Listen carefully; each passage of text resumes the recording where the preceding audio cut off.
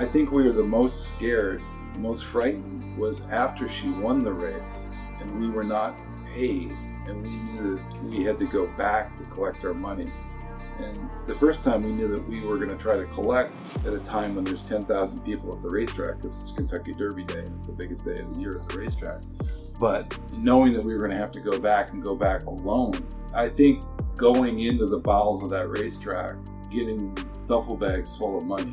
I mean, if you can imagine getting $250,000 mostly in 20s, it's about 6 backpacks.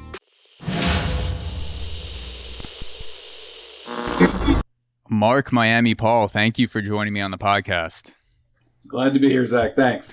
So I wanted to start with a quote from The War of Art by Steven Pressfield. I don't know if you've read the book, but it is a kind of a creative guide that I try to read a little bit of each morning, because creativity can be a mind fuck, as I'm sure you know, writing the greatest gambling story ever told. And the quote I want to start with is, "A writer writes with his genius, an artist paints with hers. Everyone who creates operates from this sacramental center. It's our soul's seat, the vessel that holds our being." So I wanted to ask you, is there an art to gambling, and what does that sacramental center feel like? What does that soul seat feel like as a gambler? Great. Interesting question. Most gamblers tend to be younger men your age. And when this book occurred, because it's absolutely a true story, in 1988, I was approximately your age. And I just think that younger people are bolder, take bigger chances, perhaps have less to lose and more to gain. And so at the time of my life, I would say, a semi-professional gambler. I had a real job. I was a commercial real estate broker. And, so I didn't have to make a living, thank God, gambling, which is a really important thing, because if you're afraid to lose, you can't really put yourself in a position to win. But I traveled with a gentleman named Dino in the book, and he was the most brilliant gambler to this day I've ever met. And it's a lifestyle, and it takes the combination of intelligence and timing and caution, and then incredible boldness when an opportunity presents itself. So if you think of a professional gambler, you probably think of some crazy guy who's had 4 beers before noon, and no matter what, he's betting on absolutely everything, and a bit of a degenerate perhaps. And that might be true for a lot of losing gamblers. But if you're talking about professional gamblers, that's a different animal. And professional gamblers have to have a lot of cunning, and they have to have a lot of intelligence and a lot of planning, and then they have to have big balls. Because big balls, big bets don't come around. Yeah. Good bets don't come around that often. That's the thing. I mean, there are certain people like yourself that have balls in the gambling arena, because there is something inside you that it takes to, the cliche, put your money where your mouth is. Everyone wants to run their mouth. Everyone wants to say, this is never going to happen, or this is a sure thing, this is a lock. And then if you ask someone to put $20 on it, then they're like, oh, well, I don't think it's actually going to happen. Or, I was just talking shit. I don't actually believe what I'm saying. There's a beauty to placing an amount of money on the outcome of something, because it is a vote for that outcome. You are saying, this is how much I believe in the odds that I'm given for this event to occur. Yeah, we'll see how much you really believe in something, and when you have to really put something at risk. Yeah. The risk side, it seems like it's a very daunting thing to have a significant amount of money be in limbo. And that's what keeps me out of gambling for the most part. Like I get heart palpitations when I have $30 on a March Madness game. I'm just like, oh shit, like I might win 30 to win 75. I might win on Kansas or something like that. Like something that's, it wouldn't be crazy if that's going to hit. And the story we'll get into, the odds were much more significant than that. And to have that amount of money riding on something, it does take balls. Like it does take that thing to say, all right, fuck it, I'm gonna do this. Yep. So in January of 1988, you and your friend Dino placed a $5,000 bet at 50 to 1 odds on a filly horse named Winning Colors to win the Kentucky Derby. And I ran through your book right here, which is the greatest gambling story ever told, a true tale of 3 gamblers, the Kentucky Derby, and the Mexican cartel. And feel free to stop me at any point if I get something wrong, because I'm just trying to set the field to dive deeper into the story. So you placed the $5,000 bet on Winning Colors, a filly horse, a female horse, which I just learned the terminology reading your book, to win the Kentucky Derby. And if your bet hit, you and Dino would take home $250,000. Yes, in 1988, which is a lot more money in 1988 than it is today. Which I looked it up. It was $617,000 today. Exactly. 0.2, something like that. Yeah. $617,200, which is a pretty nice chunk of change. You can place a lot of March Madness bets with that. Tell me about this horse, Winning Colors. What did you see in her that almost nobody else saw at the time? I will. The funny thing is, talking about the odds and winning the money, which is enough, would have been a good story. We'll talk more. The problem is that we unknowingly made that bet in Tijuana in a little teeny racetrack called Agua Caliente. And we didn't realize it was actually owned by cartel members.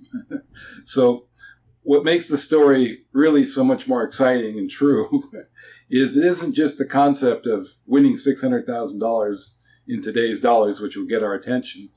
It's the idea of driving across the border to a rinky-dinky little foreign Mexican racetrack and collecting $600,000 in cash from the cartel and getting to the border alive. So I always think the money was the very smallest part of this gamble, but we'll get into that in detail. But I always like to start with that so people understand. It's like, it's funny. I've sold over 40,000 copies of the book, and maybe I sold 5,000 of them to horse racing fans, and I sold 35,000 to true crime fans, because it's kind of got that mafia narcos thing. People say to me, like, tell me about your book. What is it? In an elevator speech, and I go, my book is Seabiscuit meets Narcos. Yeah, it's definitely got that vibe. Yeah. The other reason that a lot of people really do love the story, by a lot of people, I mean a lot of women. Like, even now, I would say that over 50% of the reviews that I get left, I usually get to see the first names of the people that have left reviews, and I'm proud to say I've had over 2,000 reviews of my book on Amazon. And women like the story too because of what I'm about to tell you, which is that it's a story of a filly, a female racehorse, trying to compete against 19 colts or 18 colts in the Kentucky Derby. And typically in horse racing, much like in human sports, it's very rare that a woman will compete head to head with a male. You're not going to see Serena Williams, go against, the top tennis star of the day. You're not really likely to see a female, linebacker going against Tom Brady.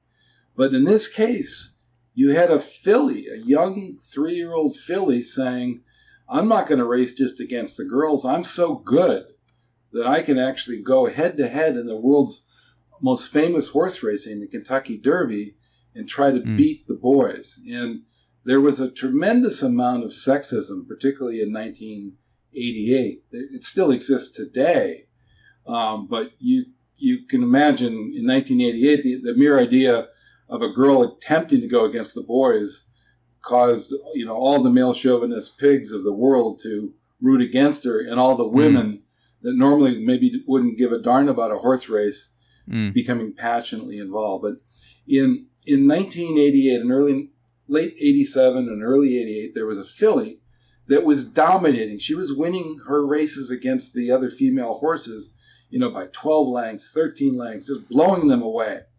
And she was owned by Eugene Klein, who owned the San Diego Chargers, the professional football team. And as we mentioned, we were young professional gamblers, and we saw an interview with Gene Klein. And they asked, he said, "Mr. Klein, you own the San Diego Chargers, but you also own this amazing filly, this racehorse. If you could win the Kentucky Derby or you could win the Super Bowl, which one would you choose?" And he said, "Oh, I would take the Kentucky Derby. At the time, there's 26 NFL teams. One of us owners is going to win the Super Bowl every year, but there's 40,000 thoroughbreds born every year. You can only run in the Kentucky Derby once. You can only run in it when you're 3 years old. That would be the dream of my lifetime." And Steve and I said, "God, I wonder if he would run this filly. He's a billionaire.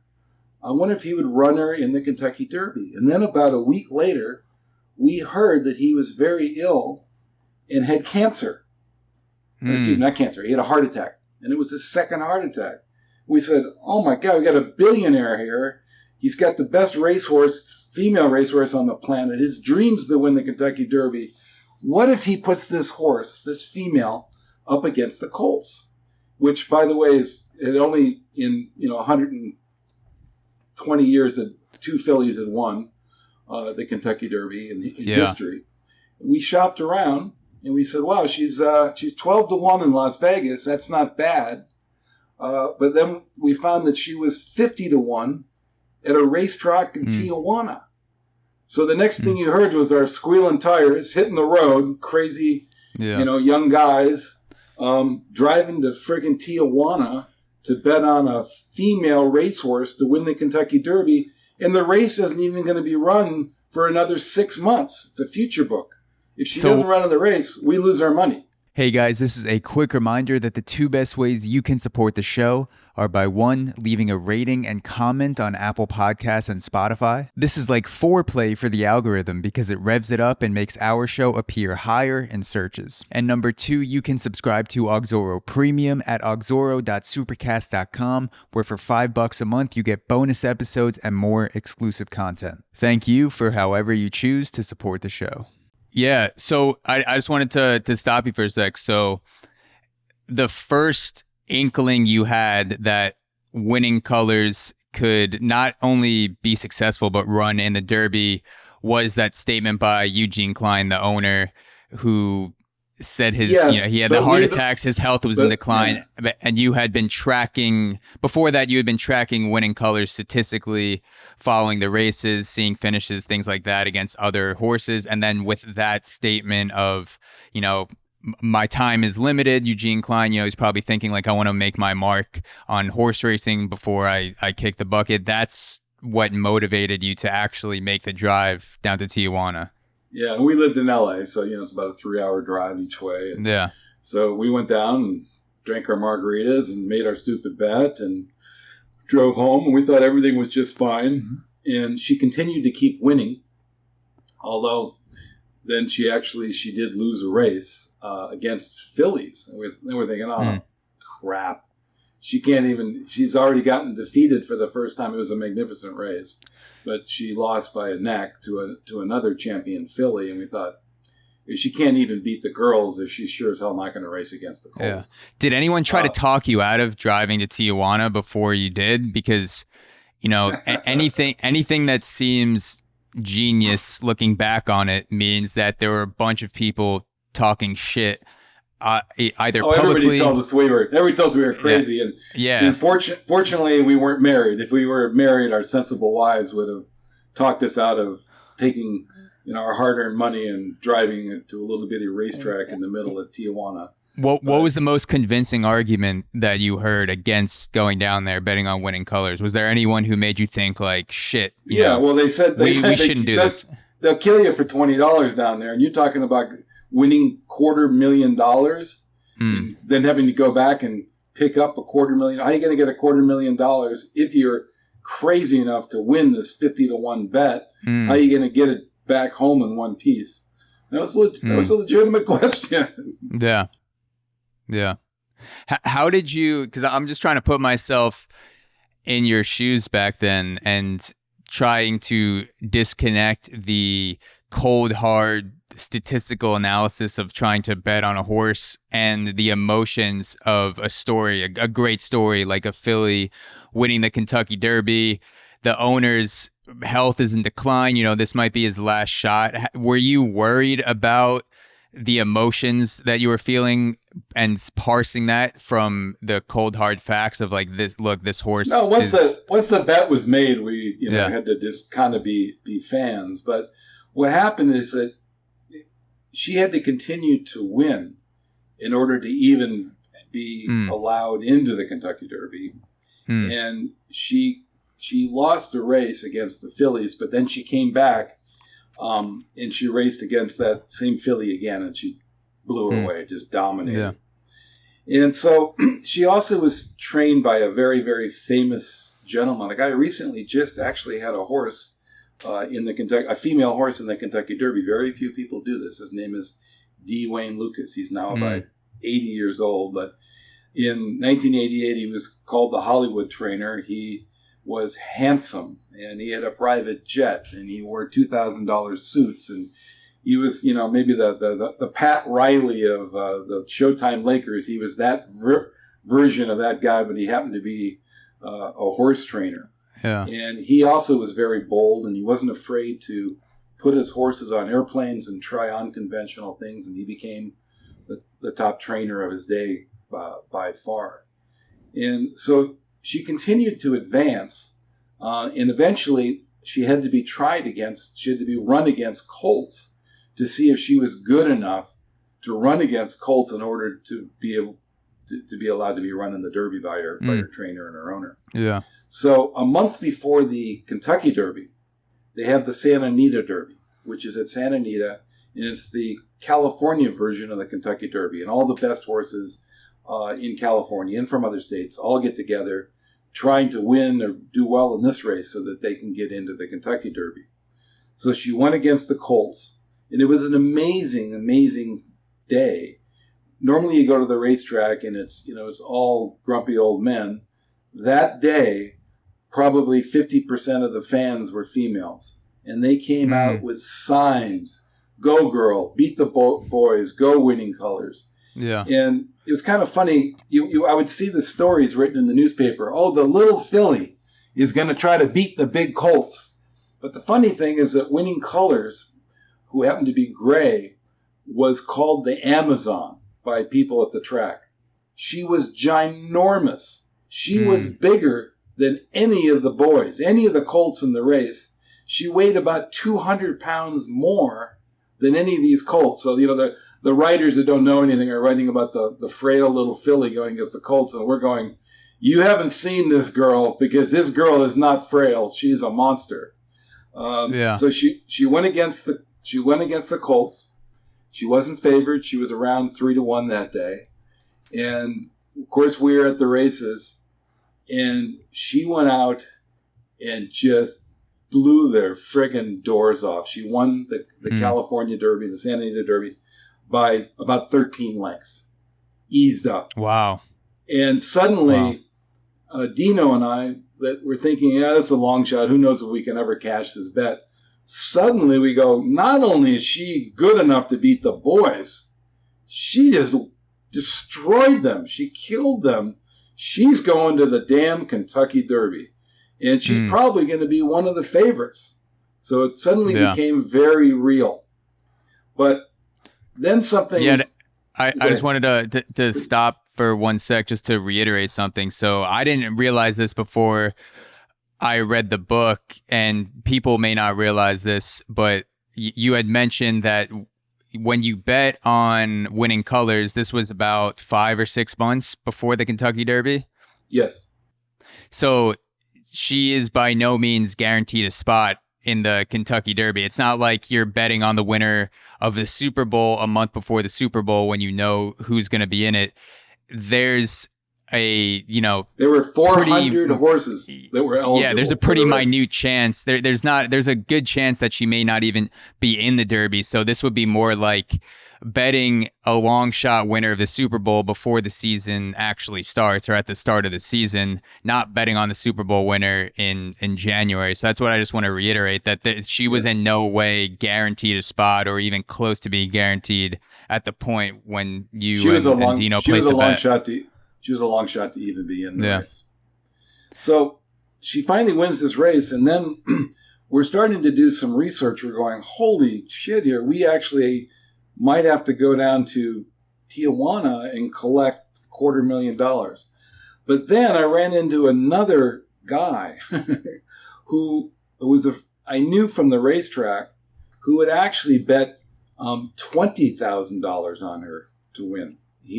He was a big gambler, another professional gambler named Big Bernie. Mm.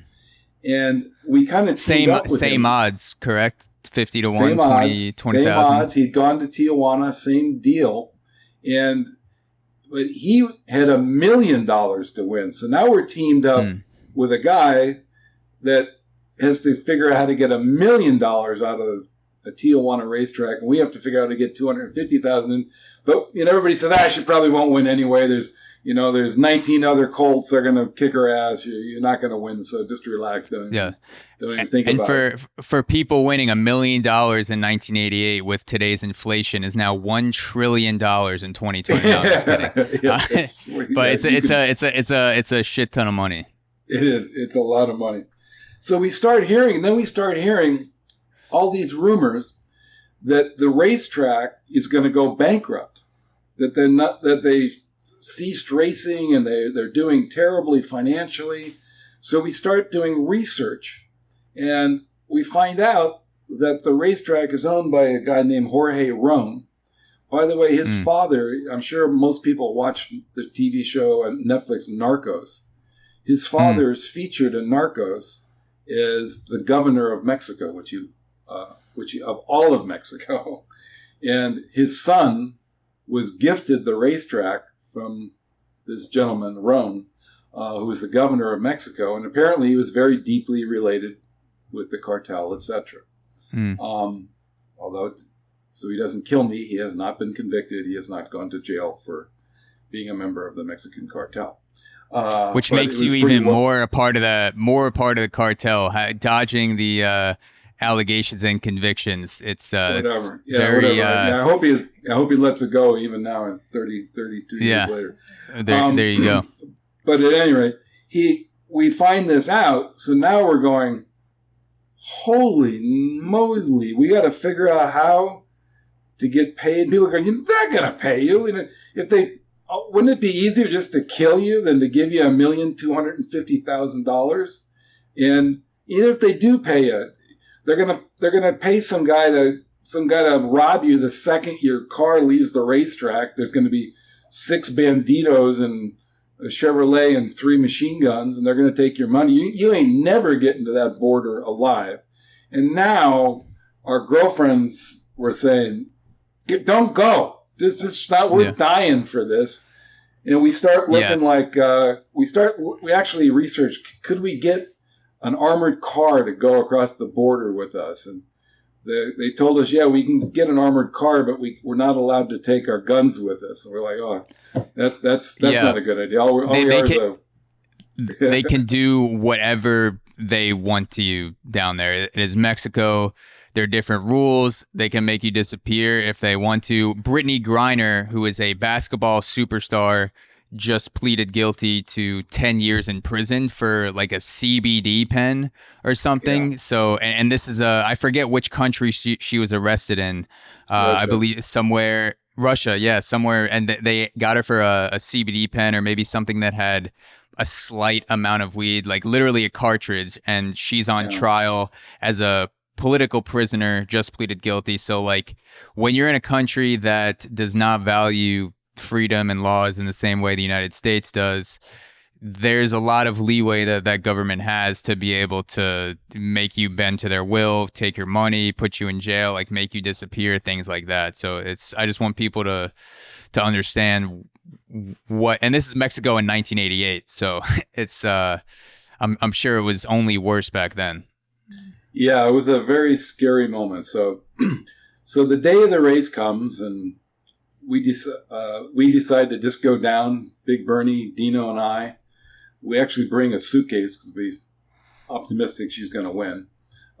She goes off that day at 3-1. She was the second choice. She wasn't the favorite in the race, but she wasn't some long shot that day. She was very highly regarded. She also did something always unique. She was never headed by a racehorse.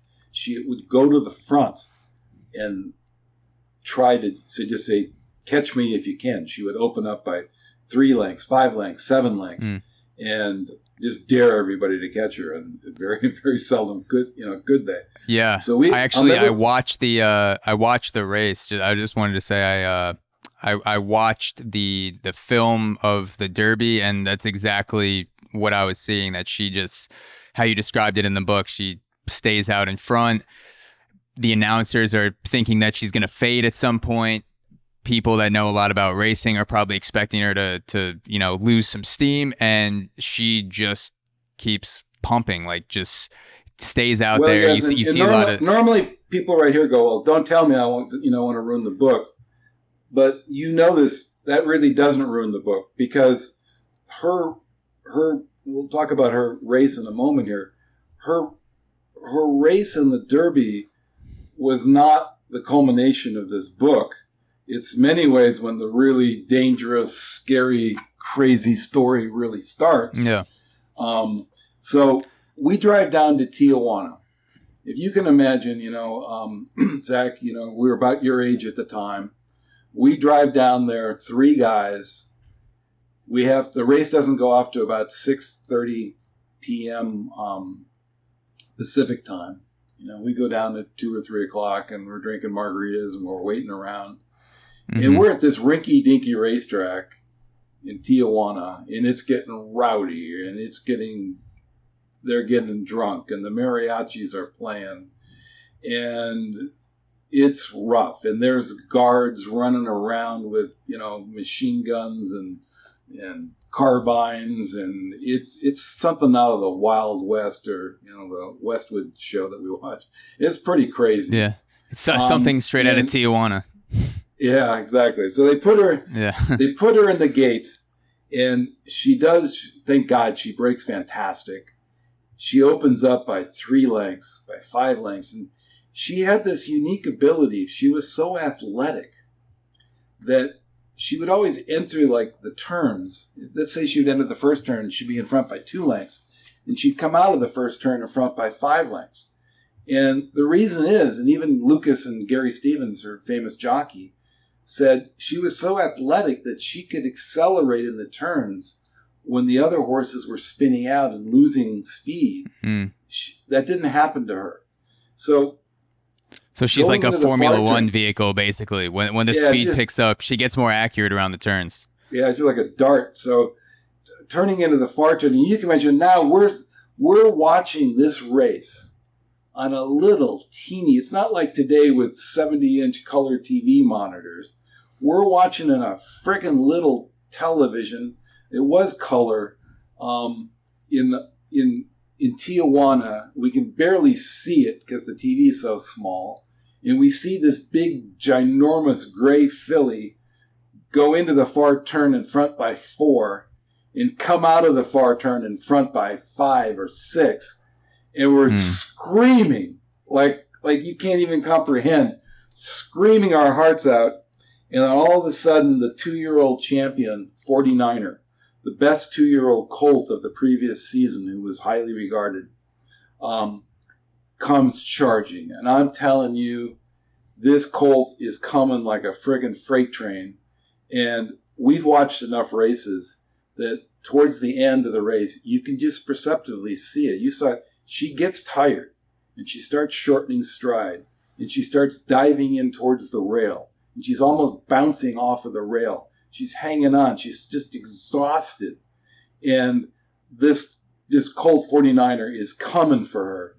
But I think the jockey on 49er made a mistake, and he was a brilliant jockey, but I think he tried to intimidate her. I think he tried to come in on her a little. And the fact is that I think if he would have stayed out in the middle of the racetrack, she wouldn't have seen him, and he would have gone right on by her. But she was so tough that as he came in on her and crowded her a little, I think she saw him, and she just put her head down one last friggin' time, and she won by a photo finish. And we are, to this day, I mean, I can still remember it like it was yesterday. It was an amazing moment. Yeah, I cannot imagine what it feels like to have your bank account go up by $250,000 in a single two-minute race. Big Bernie by another $1 million. And by $1 million, yeah. To be surrounded by a guy, you win $250 with your friend, another guy wins $1 million. You're watching it at a racetrack in Tijuana, and as you said, this is kind of where the action, the debacle, the turmoil begins. Yeah. So we wait. We say, all right, let's let it, it's the Derby's over. Let's let it calm down. Let's get some of the drunks and guys out of here. But not too many, because we don't want to be all alone at a racetrack with $1 million on us. By the way, we should mention they pay you there in American dollars in cash. They don't give you a check. They pay you in cash. So you can feel it. You feel the weight of the bills. We're hoping to feel the rates, the weight. So we go up and we hand them our tickets, and they go, "Oh, no es posible, no dinero today, posible mañana." And my buddy Dino is a really kind of a hothead. He's like, he loses it. I think that he's going to get shot on the spot because he's screaming and yelling, "What do you mean? I made my damn bet. Winning cars to win the Derby. She won the Derby. Pay me, you." I won't use the derogatory terms. And Mama Guevo, something like that. It was not good. And they just tell us, "Sorry, we don't have that much money on us. You got to come back tomorrow." And then we're thinking, "Oh, I get it. Let's come back tomorrow when there's no witnesses." So at least in the Derby, there was 10,000 people there. A lot of witnesses. They're less likely to shoot you when there's witnesses. And we're thinking, "Oh, we'll come back at 10 a.m. on a Monday. That should be great, right?" Yeah. So we're bummed. I mean, you can imagine you go from this thinking you're rich to, oh my God, and now we got to figure out what to do. So we put our tail between our legs and we make that long drive back up, empty-handed out of Tijuana, figuring out, are these cartel guys going to pay us or are they not going to pay us? And from there, I won't tell too much more of the story because I don't want to blow the story for people. I will tell you, I'm kind of we're on a podcast right now, so people that like podcasts probably are like me. I'm a podcast junkie, and I love audio, and I love audiobooks. And my book is a really good audiobook that's available on Apple, and it's available on the Google Play Store, and it's available on Audible. Yeah. And I was fortunate enough to get the Will Dameron, the narrator of the year for nonfiction, from Audible on it. So it's a really good audiobook too.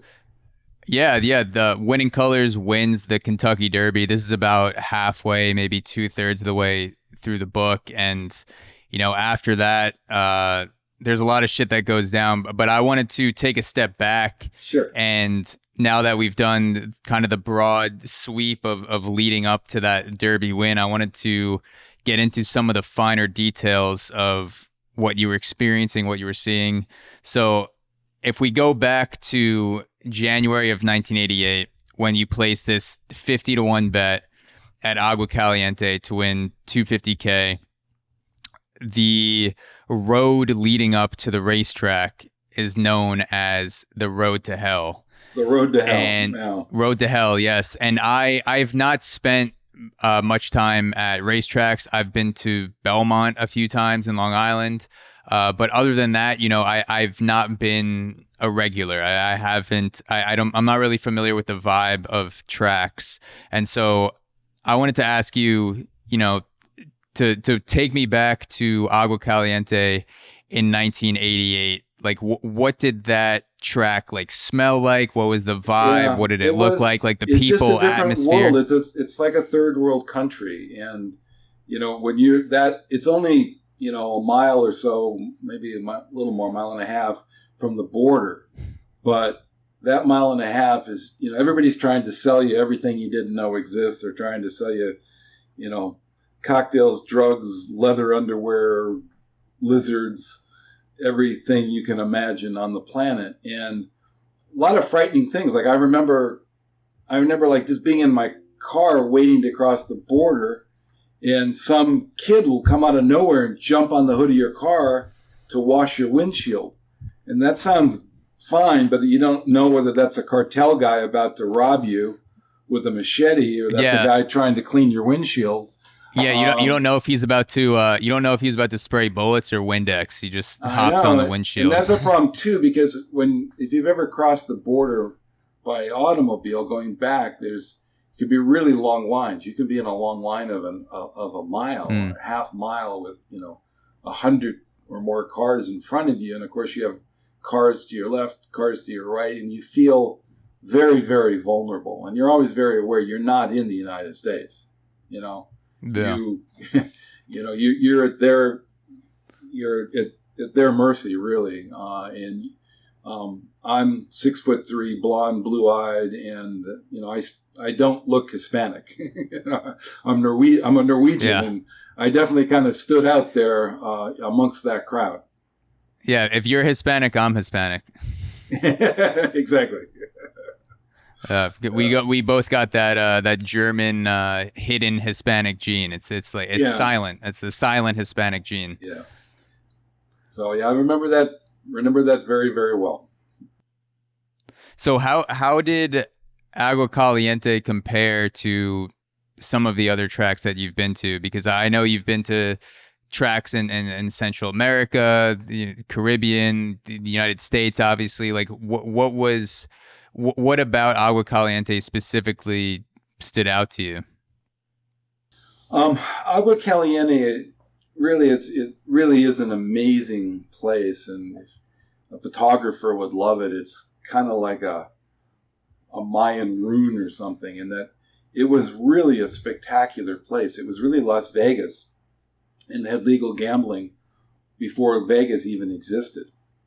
And at one time it was a place that allowed gambling and horse racing, but they had a spa and a springs, and they had a magnificent hotel, and rich people and mafia people and from the United States and from all over would come there to gamble and be treated really well. But what happened, particularly right around about that time, is online horse racing came into play. So in the old days, you could only bet physically at the track, but right about that same time, which is the demise of the racetrack, you could now go to Santa Anita and you could bet the New York races, or you could go to Santa Anita in Los Angeles and you could bet on races in Europe. So suddenly people weren't going there anymore. So it was becoming run down, and it was like a former palace that now had cobwebs in the corner, and it lost all of its luster. But still, you could see the bones of it. I'd still, it'd be fun to go back sometime. I don't suspect it's gotten any better. Yeah, that would be interesting to go back. What would it be, like 40 years later, something like that, almost? It'd be about 34 years later. Yeah, just to see, what that track looked like. And, with the advent of online gambling, I can place a bet right now during this podcast. I could look at my phone, put in a pick for tonight's basketball game and then send it off. And there's not really that much effort on my part besides having the funds, hopefully, to cover the losses. And, back in the day, you had to do what you were doing, which is go to the location or go to the track, see the horses. You couldn't, when you first started, bet live online. And what drew you to gambling initially? Because it sounds like it's become a huge part of your life. What was the thing that sunk the hooks in for gambling on sports and gambling on horses?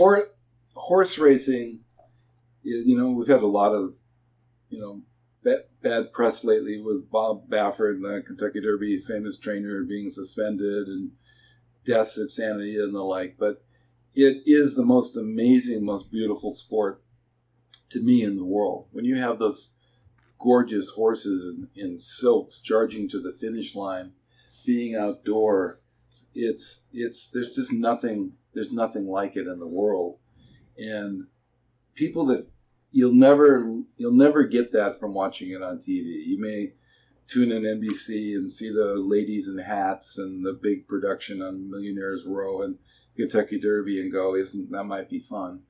But when you're there, and if you've never stood next to a 1,200-pound thoroughbred who's in perfect shape and ready to run, and you get right up to them, and it's just an amazing thing. And at that time, it was even better, because when you would go, there'd be 30,000, 40,000 people there. You would get dressed up. We had to wear a coat and a tie to get into the turf club, and the girls would be all dressed up in beautiful dresses and hats, and much of the time it was really in a social event, and it was exciting.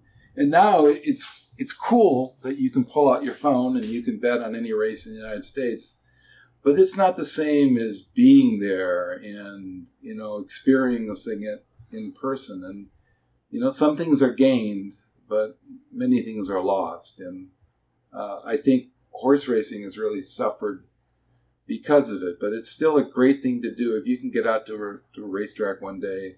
I mean, the first time I ever went, I was 14 years old, and as soon as I saw it, that was it. I was hooked. I said, "How long has this been going on?" And I would, people used to say, how often do you go to the track? And we go, "Well, not as much as we used to. Now we only go when it's open." We loved it. Yeah. When I sailed on a sailboat to Panama when I was 21. And when I got to Panama, I had no money, and I got on a bus by myself. Again, I'm 6'3" Norwegian guy on a bus full of Panamanian, Latin people, and I went to the racetrack by myself there to experience it. I was just I've always been a bit of an adventurer, and a lot of crazy shit happens to me because I probably have very poor judgment.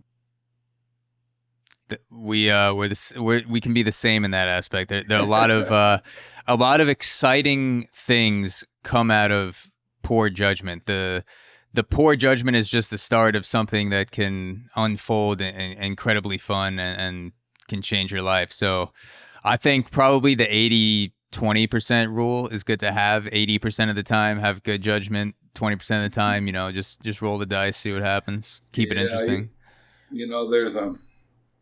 There's a quote that I love. You open the show with a quote. There's a quote that I love, which says that an adventure is seldom enjoyable during the adventure, which is something that people don't realize.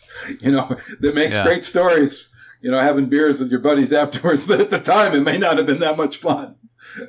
Yeah.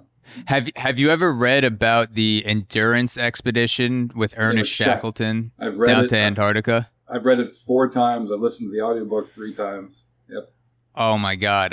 Speaking of adventures and expeditions, that has to be the epitome of going through an absolute shit show of a time with 27 guys stranded in Antarctica. This is 100 years ago. No one can help you. Your boat's crushed. Just like all the atrocities that they went through in this book, and then finally making it out. And telling people about what happened, telling them the story, and being able to look back on that, and to the person who's hearing about it, you're probably like, oh yeah, like that's that sounds like a terrible time, but I'm glad you made it out. And then there's also Shackleton and the crew members that are living through it and like experiencing what it feels like to get through a challenge where most people are probably like, everyone except Shackleton had to be thinking like, we're gonna die, like this is an absurd situation, and then finally got them out of it. I finished the book a few months ago. It's something that I think about whenever I'm feeling bad for myself, like when I'm like, oh fuck, like for sure. I got a bunch of meetings today, or that workout didn't go how I wanted, all this stuff, and I'm like, there's 27 guys who got stranded in Antarctica. Their boat got crushed, and they made it back with essentially a few rafts and killing seals, and were stranded at sea for 18 months. So I'm like, my day is not that bad. Yeah, exactly. Yeah. So I wanted to get into your friend Dino a little bit, because he's also an essential part of the story, a very interesting character. And one of my favorite lines in the book is when you guys you're on a less than excellent streak of betting at this point, and Dino says, we are the opposite of counterfeiters. They turn worthless paper into money. We take money and turn it into worthless paper. Can you describe Dino as a friend, as a gambler? Just tell people a little bit about what he's like and why he's so important to the story. Well, Dino is a real guy. He's the best gambler I've ever met.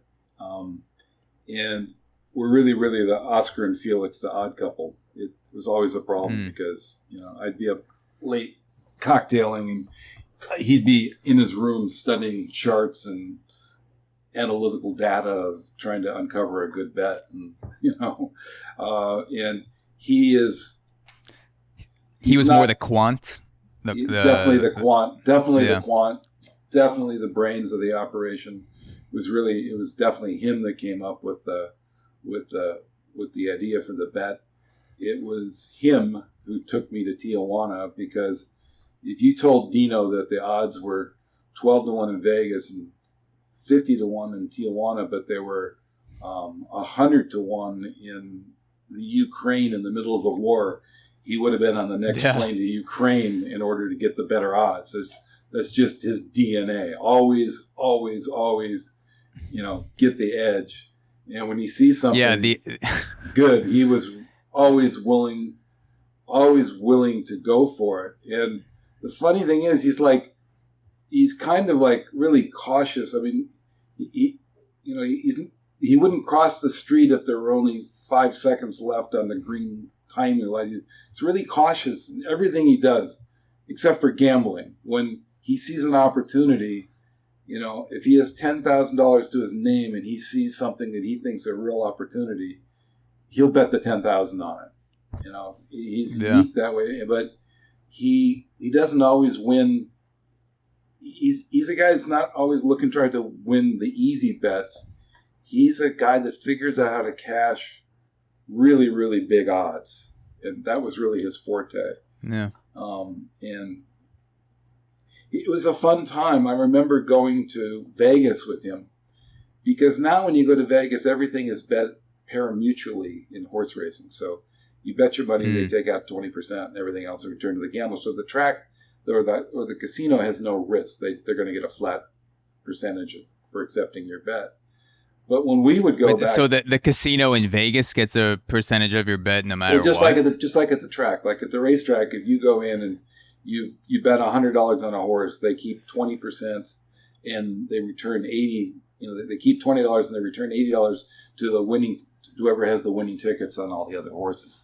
That's the way the pari-mutuel works. Okay. But when we were there back in the day, the track would actually book your bet. So if you made a $1,000 bet and you lost, they kept the $1,000. But if you won and at 10-1, they paid you out, $10,000. And he was a well-known big player there. We would go to Caesar's Palace. It's in the book, and they would comp us. We would go to the unbelievable restaurant there, and we could have any champagne, any wine, entrees, anything we wanted was there because he was such a big gambler. It was quite an experience. You know, we lived like kings. Sometimes we won, many times we didn't, but we always lived like kings. Yeah. I've been in Vegas a few times where I was with college friends who had family members who were comped because they gamble so much. And I caught myself just, I'm enamored by the hotel rooms and the Venetian and all this stuff. And they send drinks up to the room because, my friend's uncle spends a certain amount of money there per year. And I'm not even the one who's receiving it on a daily or monthly basis. I'm just a friend. So I can't imagine there must be something that Vegas has worked out where they say, all right, this is ultimately going to lead to a long-term gain for us. So let's just kind of throw all these rooms. The casino hosts, want their job is to get big players there, and Dino and I would go to Vegas and, we'd play the horses for 2 days, but we'd be there with, $10,000 or something. So it was worth, they wanted our business. It was the best I've ever felt losing in probably, $400 or $500 in college, like the most I could afford to lose at that time. And I was like, wow, this feels pretty good to be in a bathroom in a comped hotel room. I could see why people come back because it's, there's so much kind of elegance and distraction. And there is something nice about being in a luxury setting, even when you're losing Vegas, money. It's I'm the Vegas Vegas now is not the Vegas of the 70s and the early 80s. What was different about it back then? Well, there were a few classy hotels. There was Caesar's Palace. And a few hotels like that. But by far, there was much more. It was not nearly, you didn't have Wolfgang Puck restaurants in these restaurants. And you still had, quite frankly, you had a lot of mafia influence and different kind of owners that were in these places. And it was rough.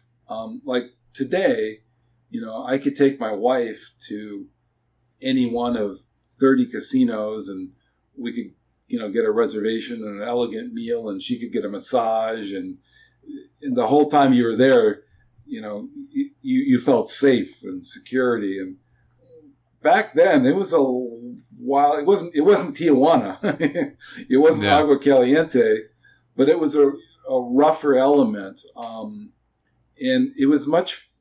Then it was much more about gambling.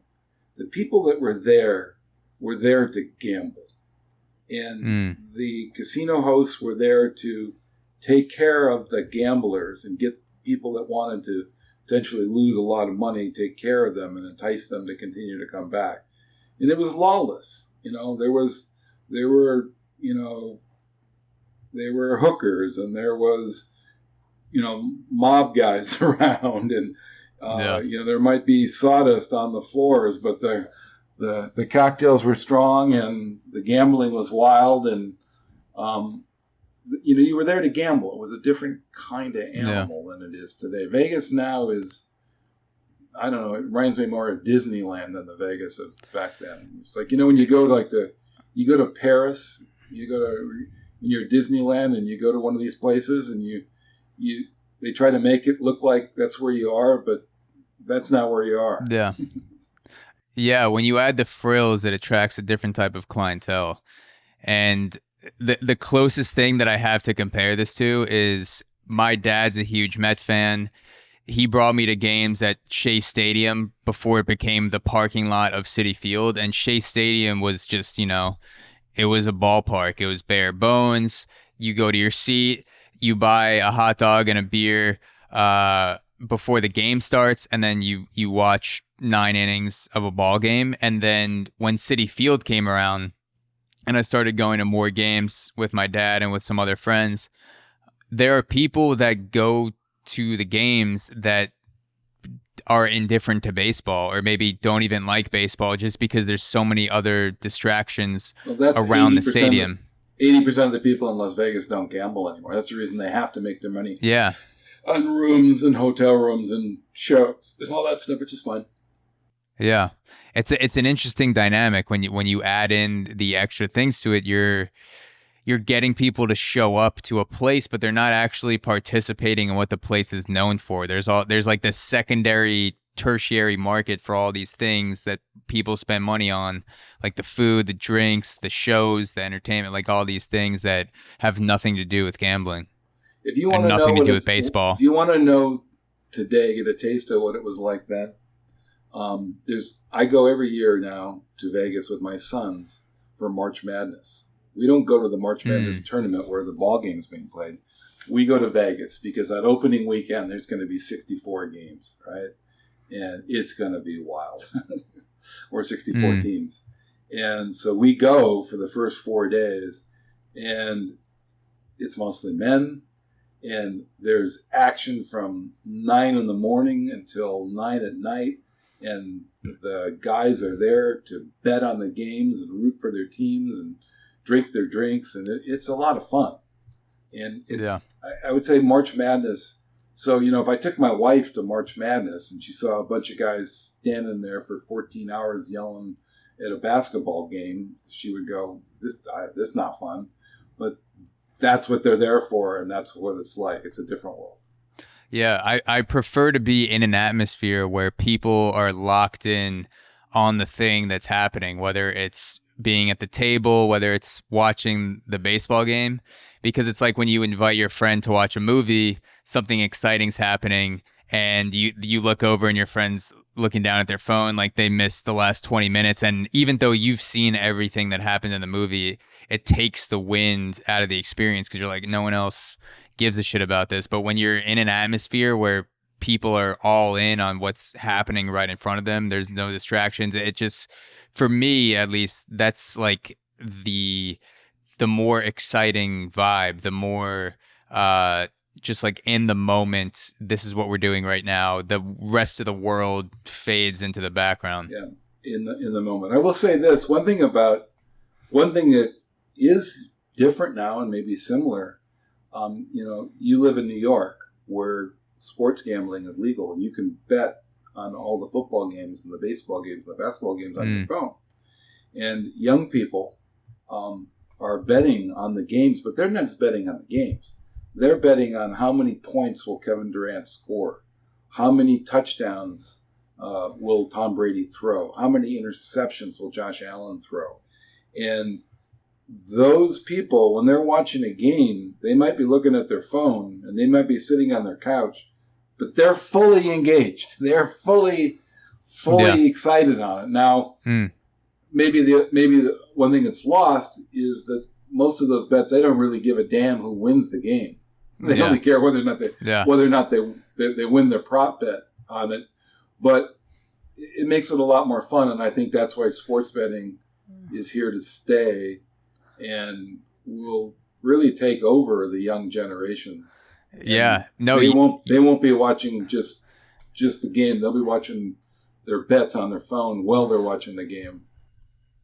Yeah, you have a line in the book that goes, to buy a betting ticket on a horse for the minutes of that race, the gambler owns that horse's performance as well as a potential gain, as well as the potential to gain the joy or profit of experience, or experience the sting of the loss. Excuse me. So the potential to gain the joy of profit or experience the sting of the loss. And there is a beautiful aspect to betting on a sport, and I've never had as much money as $5,000 riding on the outcome of a single event, but I have had, like I've said, I've thrown 30, I've thrown $100, $150 on a game, and just having that money on the line gives me that extra shot of adrenaline. I'll scream, I'll stick around to the very end of the game.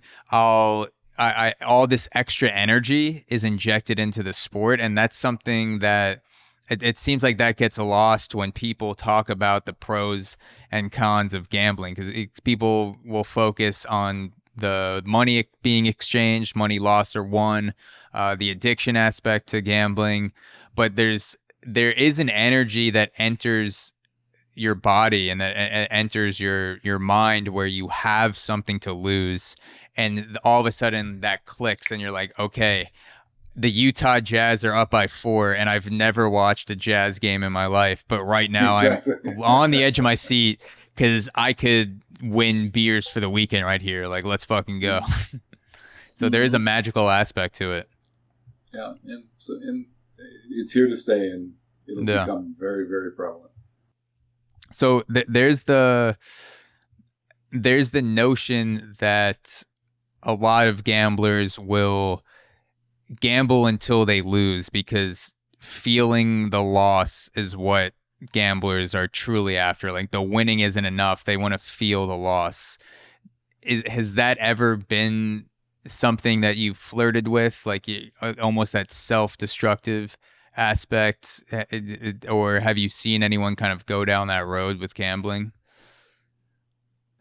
Yeah, I've heard that theory that people like to lose and that's the reason that they gamble. I think, you just cannot use broad strokes on anything like gambling. And I like to use the analogy of drinking, right?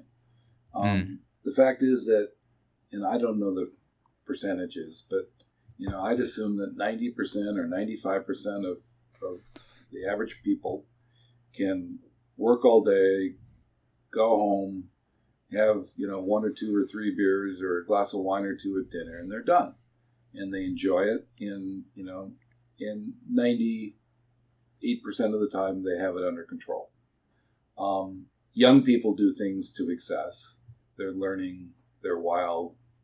The young males have high levels of testosterone and takes over their, they stop thinking. But, for the most part, most people can drink and handle it, and it's enjoyable for them. But there's, 10% of the population that can't handle liquor, and it takes them in a bad place, and they shouldn't drink. And it seems, I have kind of noticed that people that have addictive behaviors often have addictive behaviors across the board. I'm seeing some of the people that I know that might have had gambling problems also appeared to have drinking problems. I think gambling is less addictive than drinking, in that I think that, the vast majority of people can go to Las Vegas and say, I have $500 and I'm going to play blackjack or slots or whatever. And they go, and when they're done losing their money, maybe they lose another 100 or 200 they didn't plan on. But it doesn't change their life, and they have a good time, and it's all good. But yeah, there's 5% of people that don't know when to stop. And, I don't think we have to get rid of alcohol because a small percentage of the population can't handle it. I don't think we have to get rid of gambling because a small percentage of the population can't handle it. I can tell you myself, having been active in gambling for 50 years,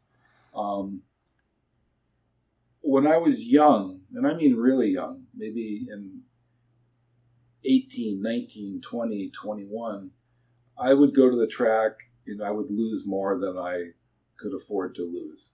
And it would really hurt. And then I would say, I'm not doing that anymore. I'm done yet. I'm done gambling. And then I'd be back the next weekend. But it was actually good that I learned that feeling at a young age, because I learned it. I didn't have children. I didn't have a wife. I didn't have a mortgage. So I wasn't hurting anybody but myself. I was okay. So I'm kind of glad that I tell my sons who grew up, at the racetrack, guys, if you're going to be a stupid gambler and you have to learn, I'd rather you learn it now when you're in college. And the only difference is you got to eat, top ramen for 3 days, but you're not hurting anybody. Yeah. You're not hurting your family or your children or the like. So what is that feeling? What is that thing that makes you come back when you know you can't afford to lose? It's that you think you're going to win. I don't think they go back because they go, man, I really want to feel that horrible stinging feeling that I'm a moron and I lost all my money. Yeah. It's because I think, I was just unlucky that time. I think this time is going to be different. It's probably very irrational, or is irrational. I don't. Is like, it like an escapism? You want to ask me? You want to ask me what I do not want to do? I do not want to go to any gambling event with somebody who cannot handle gambling. It's miserable. I've seen it. Somebody goes to Vegas with me, and he says, "Okay, I brought $1,200. That's all I have for the weekend." And you're there, and he loses in the first 20 minutes. And now he's walking around like the saddest guy, like his dog died, because he has nothing to do, and he's got to borrow money from his friends, and that sucks. By the way, you don't want to go anywhere with somebody who's an alcoholic either. And you're at a bar, and then after 40 minutes, he's sloppy and getting slapped by girls. You don't want that either. I just think there's some people have an addictive personality. Some people don't. I think the vast majority of people handle gambling far better than they handle alcohol. Yeah, and that behavior, that attitude of knowing how to act and how to behave in a casino and not blowing $1,200 in the first 20 minutes, that's a nuanced aspect of gambling, and it's something that's involved in all those underworld activities that people lump in together, like drugs, gambling, strip clubs, things like that. And when you're doing something that falls into that dark underworld, there is an etiquette. And I say dark underworld like the things that are off limit, addictive activities that people don't like to talk about the nuances of. It's either good or it's either bad. And if it's bad, stay the hell away. But there is an etiquette to being in a casino. There's an etiquette to knowing how to lose money.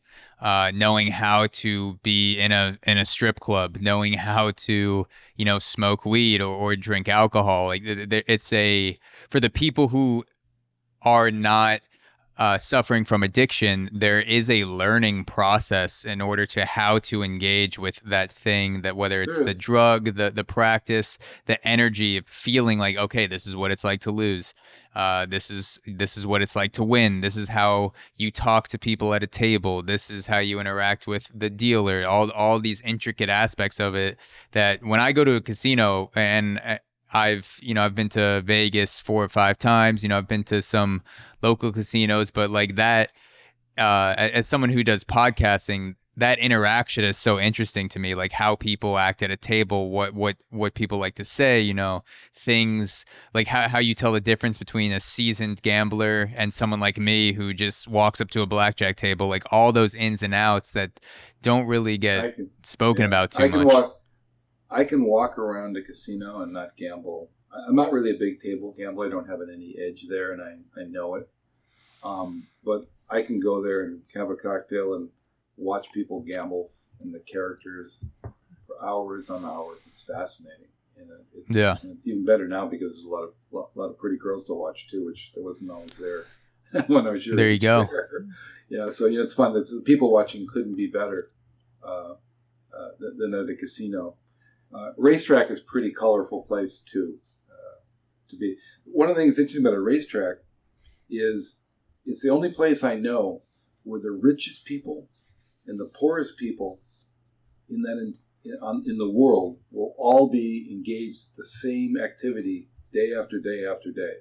You'll have a bum at the racetrack betting his disability money and standing there next to the Queen of England, who owns horses, and Sheikh Mohammed Maktoum, the richest, oil sheikh, will have horses, and they'll all be screaming at the television, rooting for a horse. Now, the sheikh may own the horse, but for that moment, the guy with the disability check was the $2 to win on him feels like he owns that horse too, and that's a very unusual thing to have.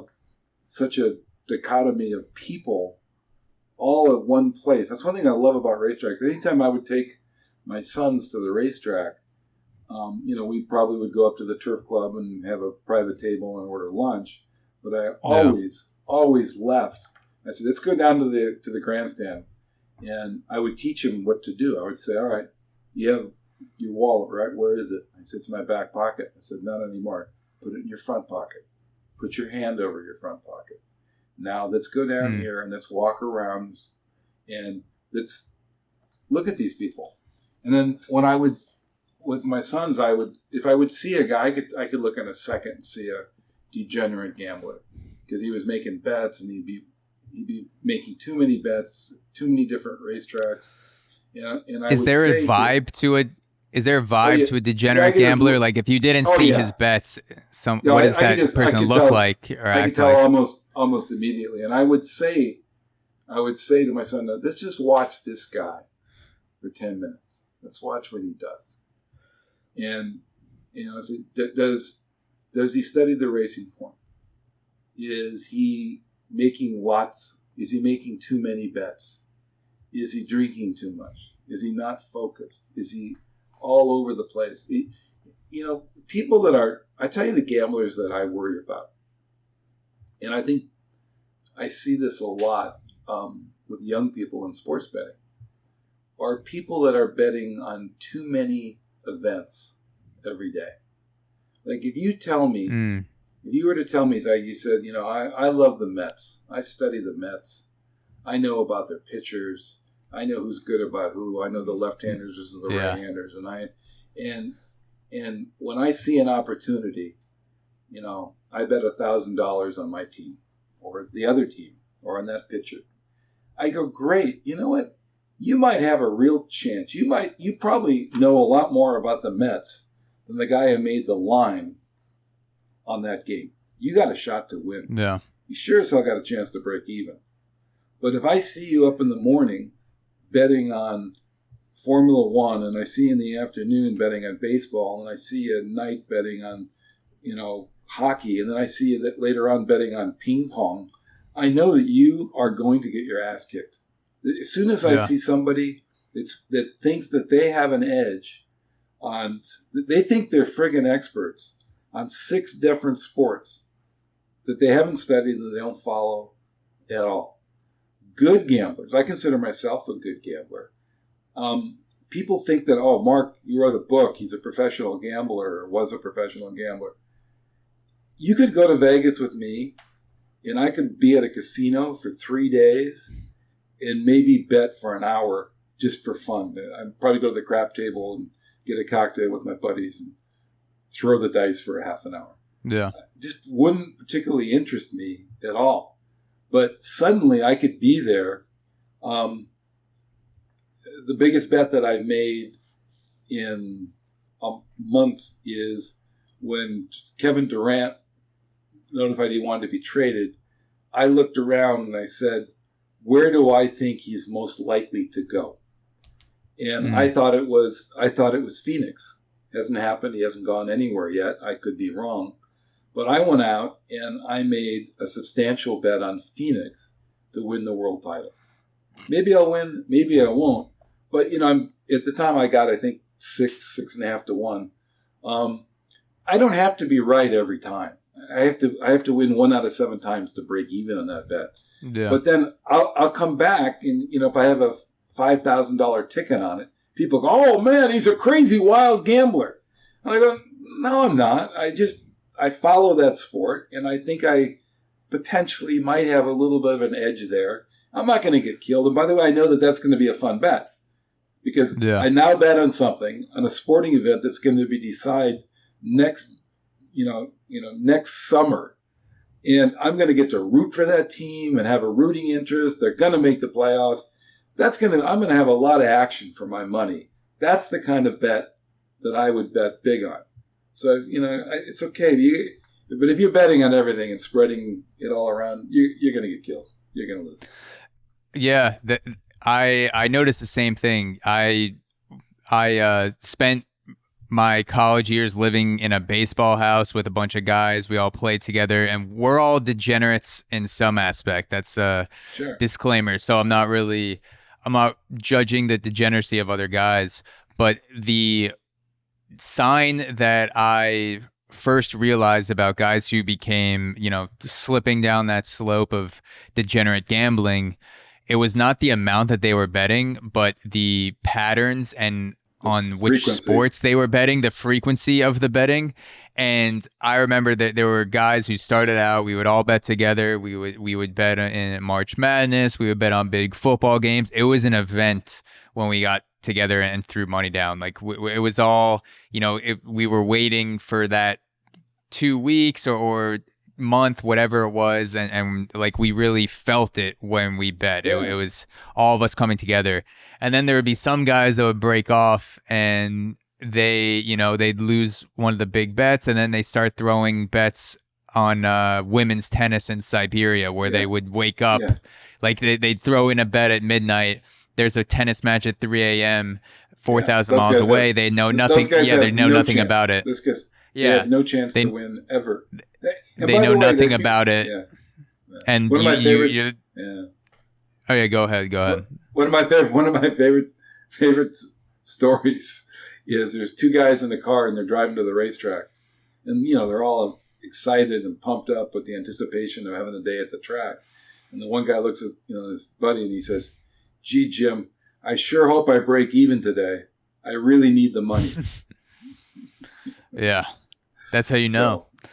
That's how you know. But yeah, it's in my small experience with hanging out with other guys betting on sports and placing a small amount of bets myself, the guys who kind of fell into like, I'm worried a little bit about this guy was, those 4 a.m. bets where they're just throwing in a bet before bed because they want to wake up to a win, or maybe they won't even be able to sleep that night because they've thrown in a bunch of bets and they're worried about whether it's going to hit in the morning. It was not the amount of money they were placing on a single bet. It was how it was spread across racquetball, ping pong, basketball, table, like just wild shit where they're just like, I'll just take a chance, throw on this guy in Turkey and know nothing about it, and I'm just trying to win $50.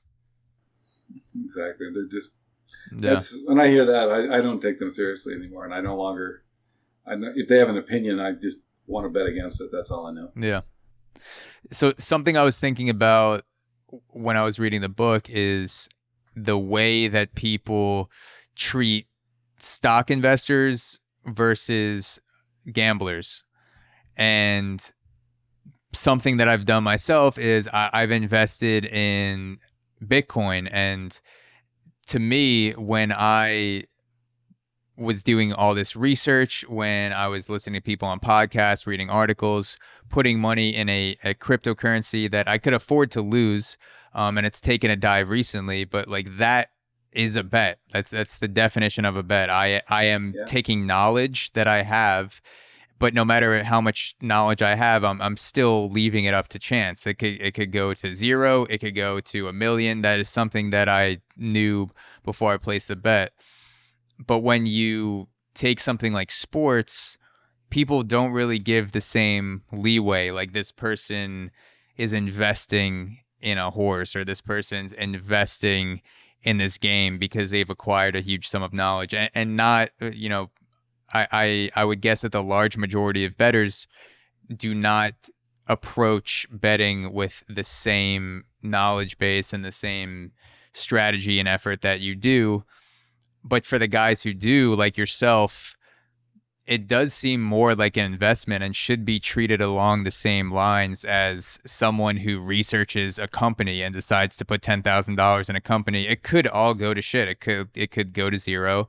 It could double. It could go to 100K. Same thing with a bet. Like, you could win, you could not, you could break even. And there's research, and there is something involved in it. So I was just, I don't know if you have any thoughts on the investing versus gambling and why people, why there seems to be such a negative connotation for placing money on sports as opposed to placing money on a company or a cryptocurrency, something like that. Yeah. I think there's very few professional gamblers, people that really take it seriously, people that keep records, people that know what they're good at, what they're bad at. And that's okay, because the vast majority of people are just trying to have a little bit of fun. And particularly with sports betting, I don't really bet a lot of money on horse racing anymore because it's very, very difficult. Horse racing, the commission, the vig that's taken out of an average horse racing bet depends. Like if you make a win bet, it's like 15.5%, but if you bet a trifecta, it could be 23%. On average, you're probably going to pay a commission somewhere between 16 and 22%.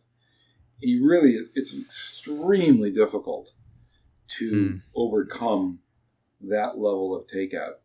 Very, very, very difficult. However, sports betting is the best deal on the planet.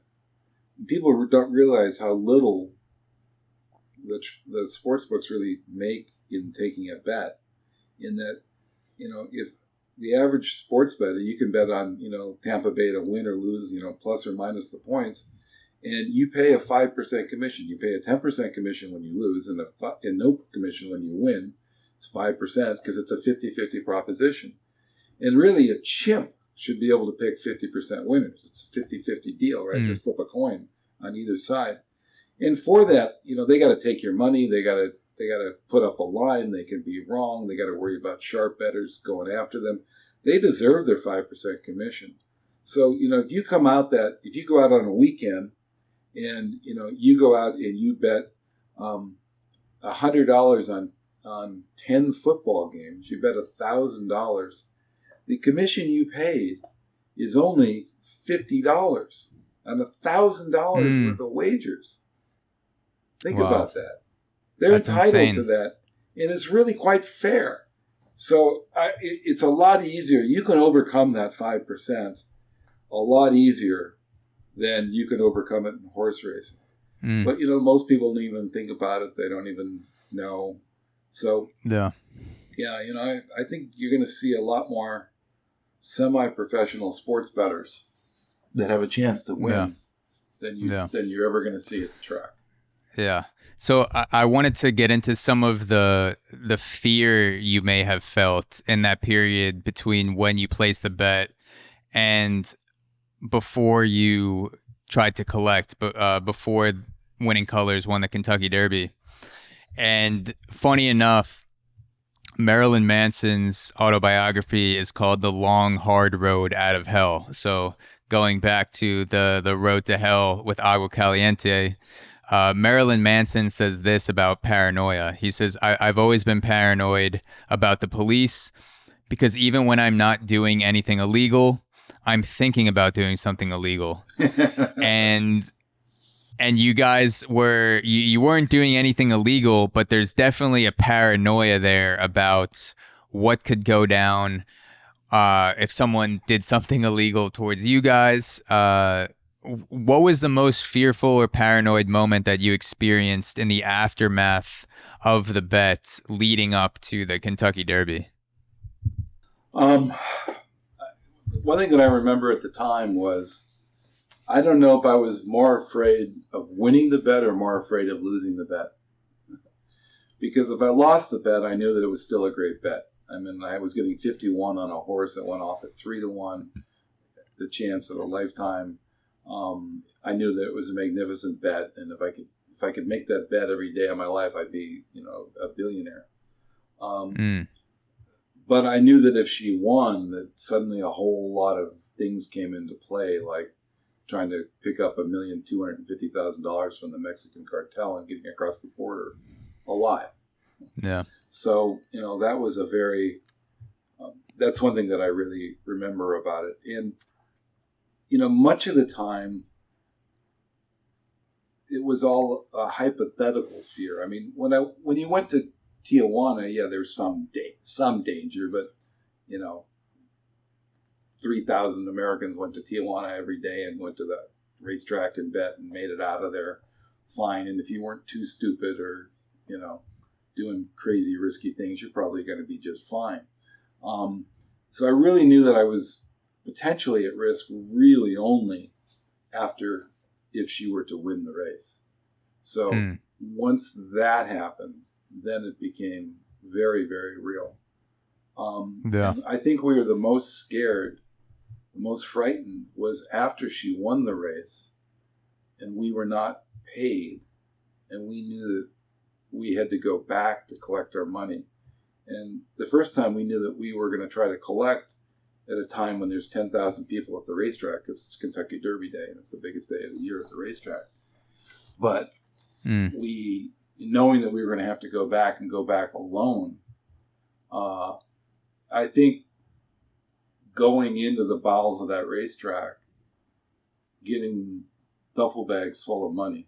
I mean, if you can imagine getting $250,000, mostly in 20s, it's about 6 backpacks. It's a large amount of money. It's a large volume of money.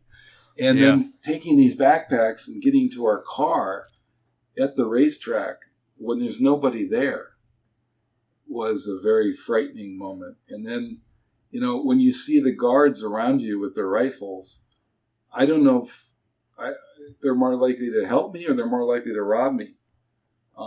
You don't know who the good guys are. You don't know who the bad guys are. Are the owners of the racetracks the guys that are setting you up to get robbed the second you pull your car out of the driveway? Yeah.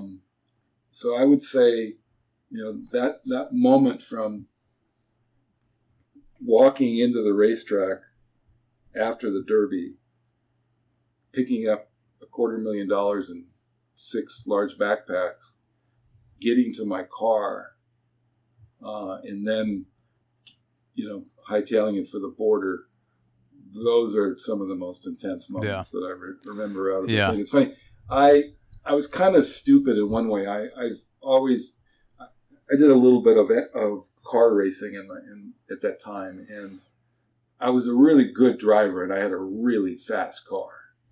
But I was kind of stupid. Yeah, it's a really fast car, but it's not going to outrun a submachine gun from 6 guys from 18 feet. Yeah. But I don't know. Have you ever seen Fast and Furious? You can just drift and dodge the bullets. Much better than I am. So that's what I really, really, really remember the most. Yeah. So speaking of the good guys versus the bad guys and not knowing who is who, I wanted to ask you about the El Gato murder. This is April 20th, a few weeks before the Kentucky Derby. And so before I ask you about it, I want to just set what happened and set the timeline, and feel free to correct me at any point. But I just wanted to make sure I get this right for the conversation and for the listeners. So a few weeks before the Kentucky Derby, this is back in '88, Felix Miranda, a.k.a. El Gato, a Mexican journalist, was gunned down on the way to work in Tijuana. The 2 gunmen worked at Agua Caliente racetrack, and at the time, many people thought and continue to think that the owner of the track, Jorge Hank Roan, ordered the hit. El Gato would make fun of Roan in the newspaper. He would call him out for not being a Tijuana local, poke fun at him, no threats or anything like that. But El Gato made it clear that he was not a fan of Roan. And then the paper that Miranda wrote at, El Gato, Zeta, ran this headline after El Gato's death for a very long time. I believe it was a few years. Every single day they had a headline that said they still run. They still do? Mm-hmm. Really? Mm-hmm. Wow. So this is the headline. It says Jorge Hank. It says Jorge Hank Roan. Why did your bodyguards assassinate me? And that's printed across the page. And there's, like you said, there's also some pretty damning evidence of Roan being connected to cartel activity. And if that timeline sounds correct, I wanted to ask you, when El Gato was murdered, this is a few weeks before you would possibly have to collect $250,000 from a racetrack owned by a guy who allegedly ordered this hit. what was running through your mind when you saw when the news came out that this journalist was gunned down, the connection to the racetrack, Jorge Roan, people, the newspaper was directly calling him out for it, saying, "Why'd you kill our journalist?" Like, and you're about to have to go down and say, like, you owe me $250,000 to this guy. What was running through your head at the time? Well, first of all, Zach, you recap that perfectly.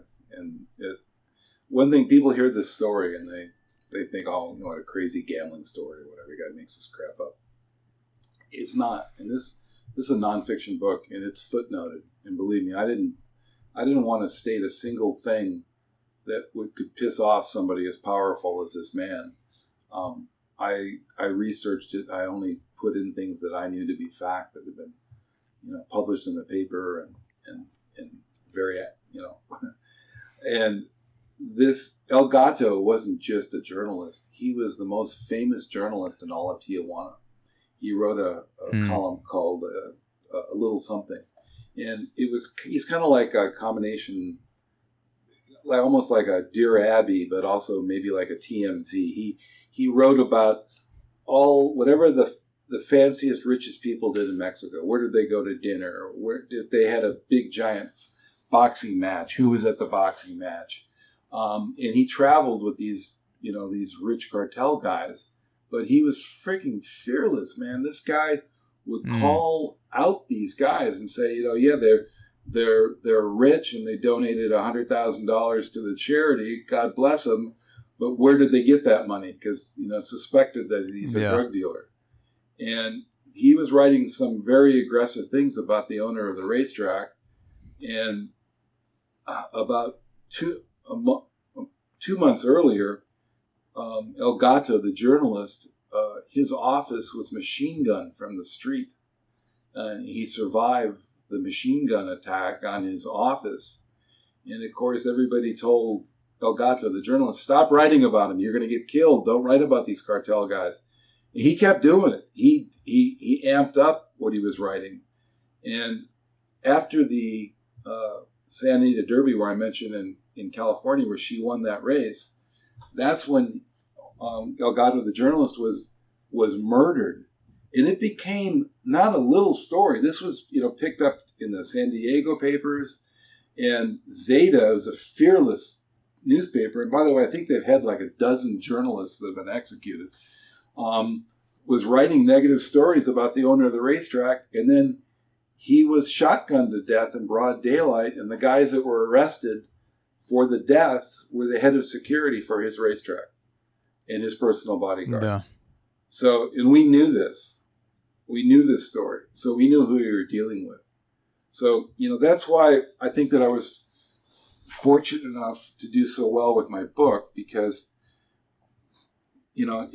it's a book that crosses into history, and it crosses into horse racing, and it crosses into sports history. And it also has, the female against the boys angle. But really where it became really big is in true crime, because true crime sells a lot of books. And this is a, well-documented, footnoted book talking about what went on in that time. And if you like the TV show Narcos, which I was mesmerized by on Netflix, you'd probably like this book. Yeah. Could you describe what, like, was there a specific emotion or thought, any preparations that were running through you when you read those headlines in Los Angeles when you were, you're hundreds of miles away? Yeah. What were you thinking? Like your stomach drops out of you. You're not hungry, and you're scared, and you're nervous, and you can't sleep, and all of those things. Although we kept thinking, Jesus, this is really bad, and our girlfriends knew about it. But also we knew that it's really only an issue if we win. So it only that's when it really got frightening, is after she won, and then there was a weekend there that was hard to sleep. I had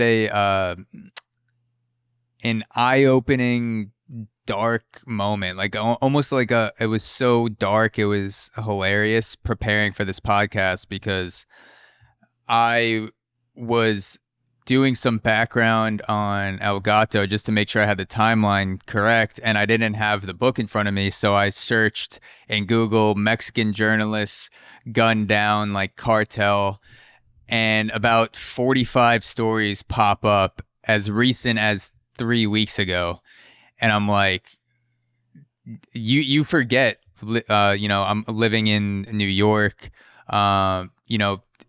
being involved in media in a country where you can say generally whatever you want and no one's going to knock on your door and spray you down. Like that was an eye-opening moment for me where I'm like, there's a country literally bordering the United States where journalists are getting gunned down on a regular basis in 2022 for saying things against the cartel or saying things against people with cartel connections and government, and not particularly like I'm not talking about the like the Anderson Coopers of Mexico. There were people that were working for relatively small newspapers that I saw were gunned down, brutally murdered for saying something that wasn't even that bad. Most people wouldn't consider it a threat or anything like that. Like just a problem, pointing out something that may have happened, and that person gets shot in their car before work or shot in their house, something like that.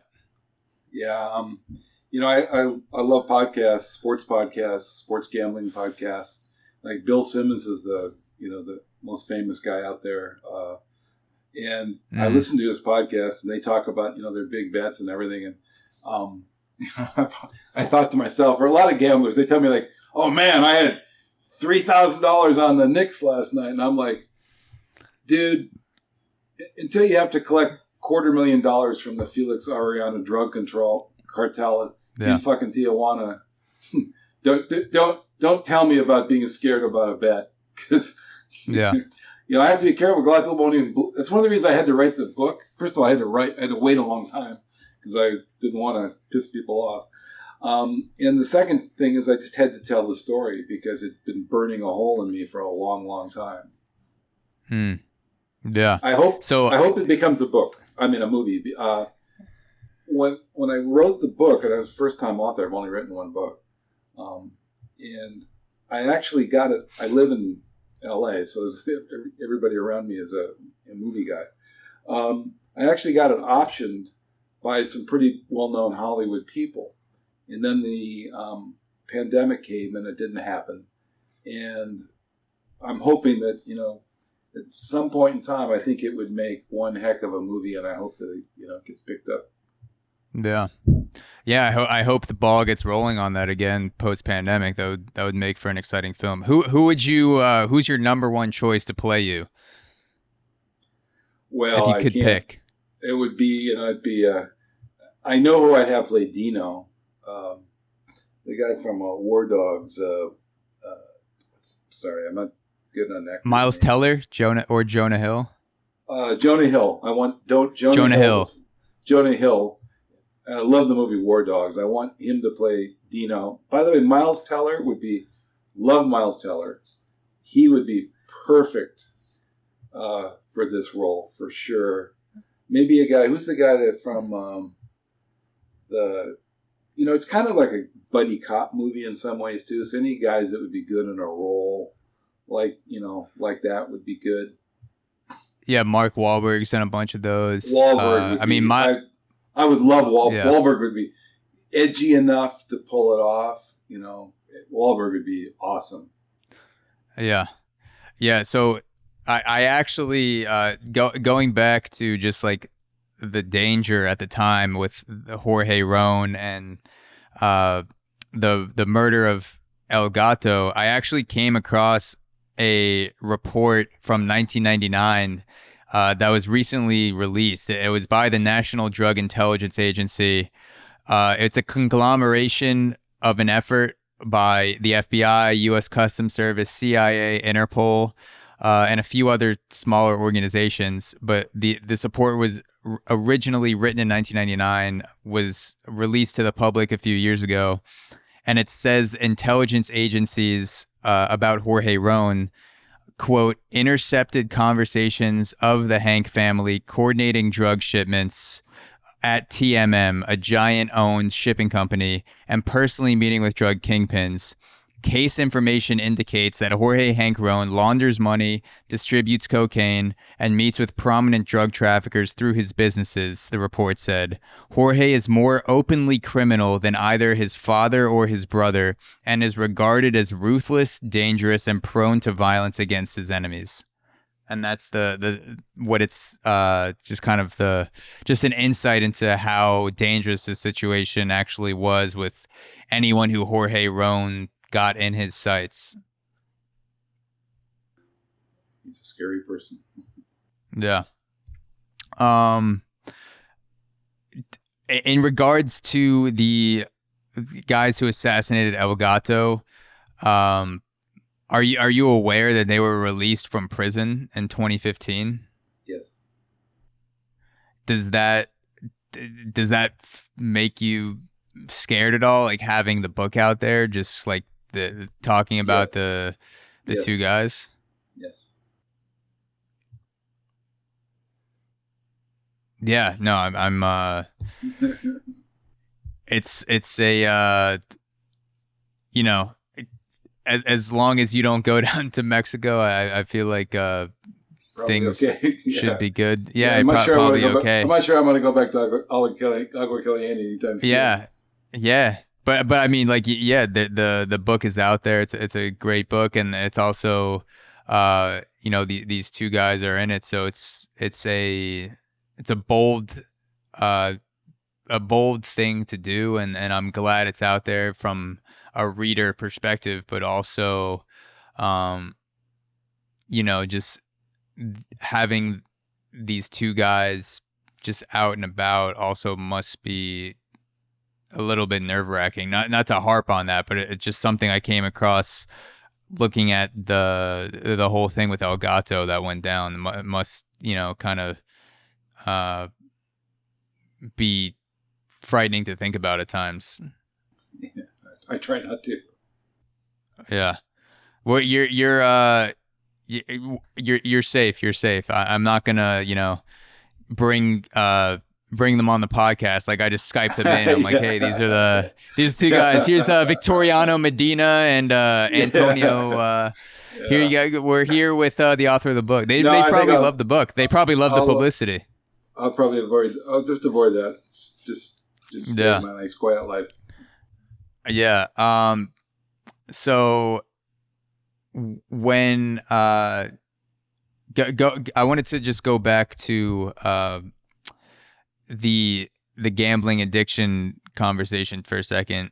Have you had someone close to you that has succumbed to, like, gone down that slippery slope of becoming a gambling addict and then kind of losing everything and no, personally? I really haven't. I've always, I've been a professional in my career, so it's like it wasn't like I lived to gamble. I was a semi-professional gambler a long time ago. Yeah, and I haven't really seen that. I'm sure it exists, but I really have not had to experience that. Yeah.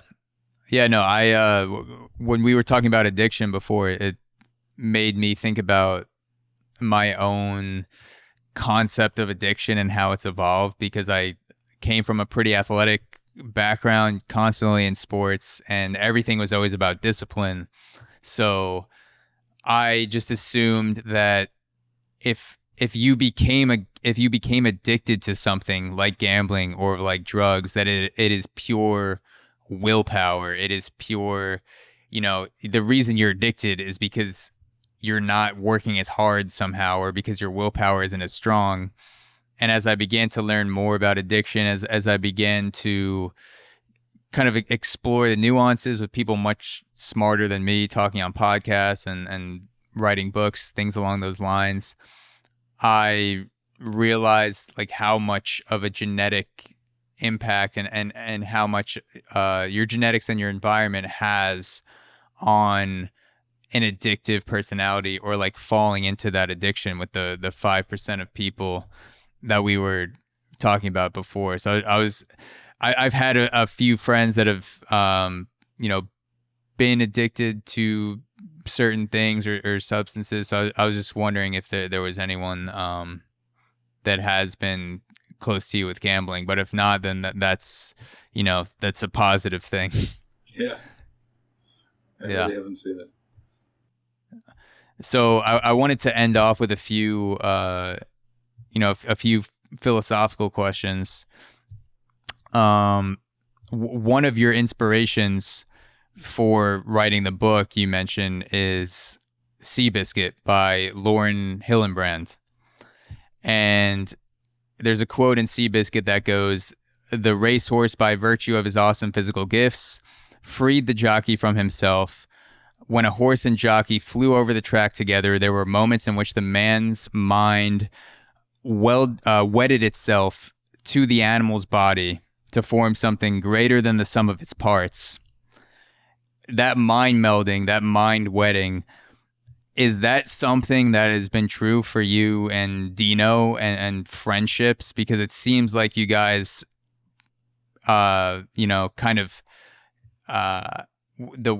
know what the word for it would be, but performed or were in sync in a way where you both had each other's one strength was another one's weakness, or when you guys together were greater the sum of their parts.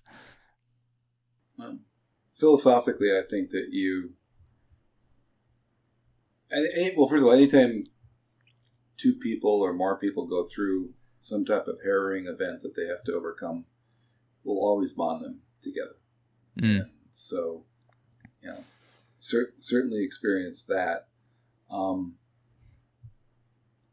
I do think that, in a lot of friendships, certainly in maybe more romantic, which Dino and I are not romantic.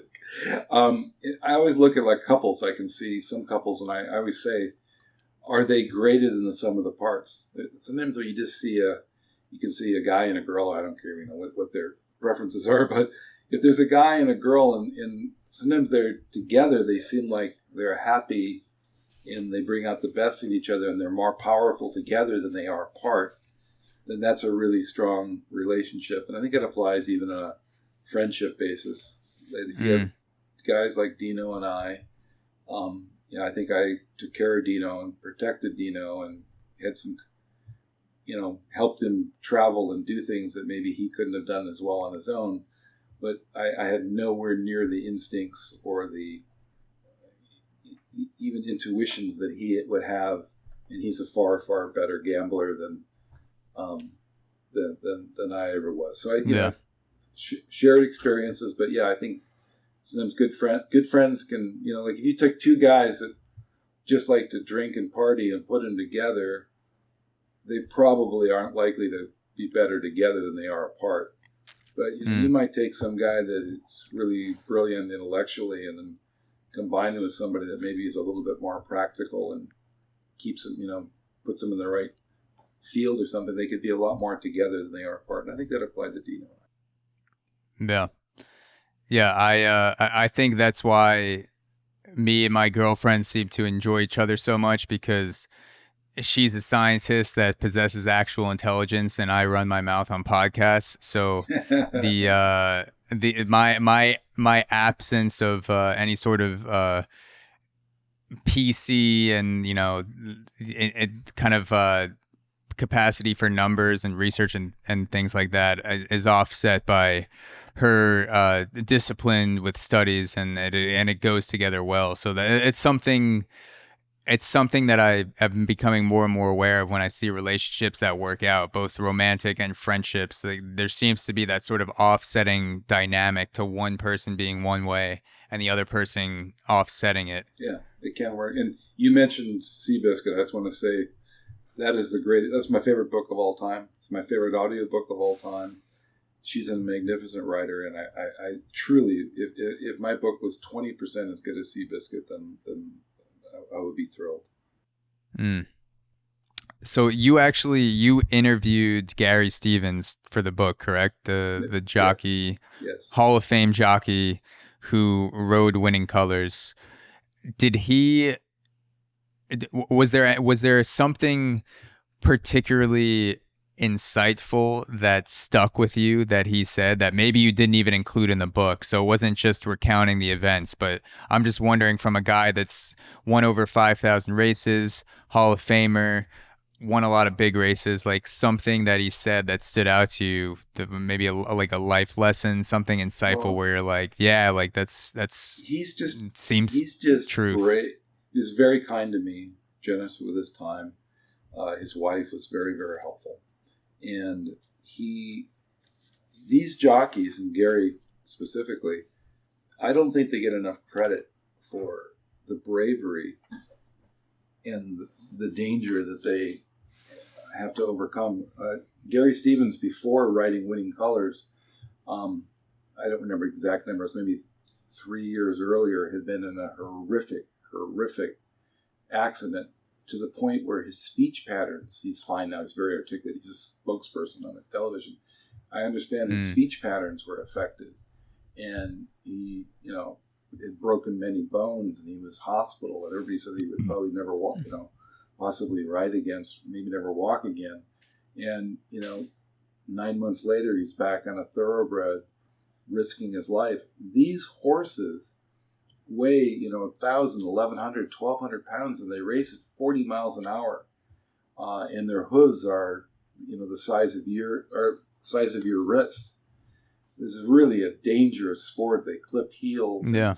These jockeys are tough, tough, tough, tough group of guys, and I really admire them. And Gary, he told me one great story, and I thought I knew everything. I'd researched him. And in the book, he talks about when Winning Colors gets into the gate. Well, actually, he was exercising Winning Colors, warming her up before the race. He says he looked down and he noticed that there was a ladybug on his silks, on his jersey. Didn't think anything of it. And then when he was in the gate, waiting for the other jockeys to load their horses, he looked down at his jersey. He noticed that the ladybug was still on his jersey. To think about it, here he is with a 1,200-pound animal about to run, $1 million race, put his life on the line, and he remembers a ladybug on his jersey. That's how singularly focused he was and living in the moment, as you mentioned earlier. So. Yeah. The little that I've learned so far about jockeys, it seems like the physical, mental, and emotional requirements that you need just to be on a horse at that level, let alone win a race like the Kentucky Derby, it seems absolutely insane. Like, to almost the level. I mean, they're different, but UFC. I've been following UFC relatively closely the last couple years, and the way that those guys have to fluctuate and wait and take a physical beating. Jockeys are, it seems like, in a consistently emaciated state to be able to get on the horses at the weight that they do, and you are taking absolute beatings on animals that weigh well over a ton. A tap going at 40 miles an hour can break your leg, it can fuck up your spine, like all these things that you have to go through as a jockey. Did not expect to learn some of the things I did about the level of physical and mental punishment that they go through. And it doesn't get spoken about a lot, at least in, mainstream sports conversations. Yeah, I weigh 235 pounds, and I wouldn't want to fight a 115-pound jockey. Some of these guys kick my ass. Yeah. Incredible. Is gambling a net positive on society? Would you say everything that you've learned about gambling, taking into account all the different types of personalities? I enjoy the shit out of gambling when I've done it. Even the losses, you get something out of it. Would you say, for what you've seen, with what you know, it's a net positive? For me, it's absolutely positively a net positive. And I would say, I don't know the percentages. I'm not a therapist or something. I would say that, probably 75% of people, it's probably a net positive. Maybe 5 or 10% of them it's a horrific negative, and there's probably another 15% that are in some kind of gray area. Yeah. So overall, I think it's a positive. It's a positive thing. It's like saying alcohol is terrible, and you shouldn't. They've been drinking wine for centuries, right? And for many people, it's a positive experience, but for somebody that's an alcoholic and destroyed their life, it's not. So I don't think you can't judge it based on one person's bad experience or one person's good. But for me, it's been a very positive thing, something that I've enjoyed in my life. Yeah. It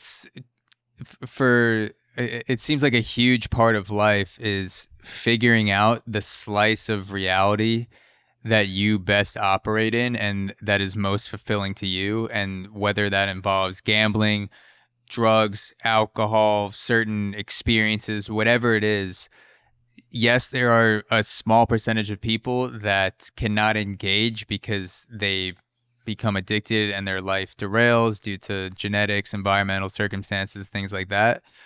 But like for almost everybody, it's like you're figuring out how to engage with these things and what amount works, what frequency works, how do I feel best, what makes me feel terrible, what makes me feel like shit, what do I want to repeat, all these things. So I kind of look at gambling like I would look at anything else, like drinking, like when I'm young, I drink to excess when I'm 19 years old and have some terrible mornings, and I learn from that. And then there's an etiquette that you learn to drinking, and you go out and you speak to people and you don't make a fool of yourself, and you can drink in a business setting, a relaxed setting, all these things. You're learning the ins and outs of it. It seems like the same thing would apply to gambling in that sense, where you're just kind of operating in the slice of reality that works for you, and you're not always going to win, but you're going to get a net positive out of it, even if you end up losing money in the long term. Like, you could still say that the experience has been worth it and it hasn't derailed you in some way. You didn't make money drinking, but you might have enjoyed it. You don't have to make money gambling to have it been a positive experience. There you go. It's an experience. It has to be in control. Yeah.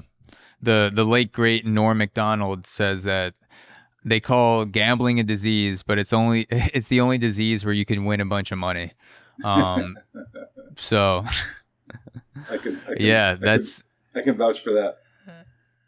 Yeah, 100%. And you vouch for it in the book. And again, I enjoyed the shit out of it. Here it is again before we end off. The greatest gambling story ever told. A true tale of 3 gamblers, the Kentucky Derby, and the Mexican cartel. I believe you can pick it up anywhere you buy books. So Amazon, Barnes and Nobles, things like that. Is there anything else that you wanted to direct people towards? Website links, things like that before we end off? You really may enjoy it. I do have a really, really good website called markpaulauthor.com. markpaulauthor.com. There's one thing that I'm really proud of on there. I made a 58-second book trailer. And my book trailer, which is on the website, markpaulauthor.com, has been downloaded over 300,000 times. And oh, wow. It's a really, really short, really, really fun book trailer. And also on the website, in addition to being able to order the book and all that good stuff, there's a whole section of photographs, like a photo gallery. And you can see pictures of winning colors, you can see pictures of me, and you can see pictures of Agua Caliente, and a lot of the things from the time. If you're interested, you might really enjoy that. Yeah, we'll put your podcast on that, and I'm sure people will enjoy that as well. That would be an honor, and thank you so much for taking the time to do this. For people listening, watching this on YouTube, all that will be linked in the description. Go check it out. The book, tore through it again, and this conversation was an absolute blast. No other way I would like to spend a Thursday night in New York chatting about gambling and cartel. some philosophy. This was very exciting, and thank you again for your time. Thank you, Zach. I enjoyed it. I appreciate it. See you, Mark.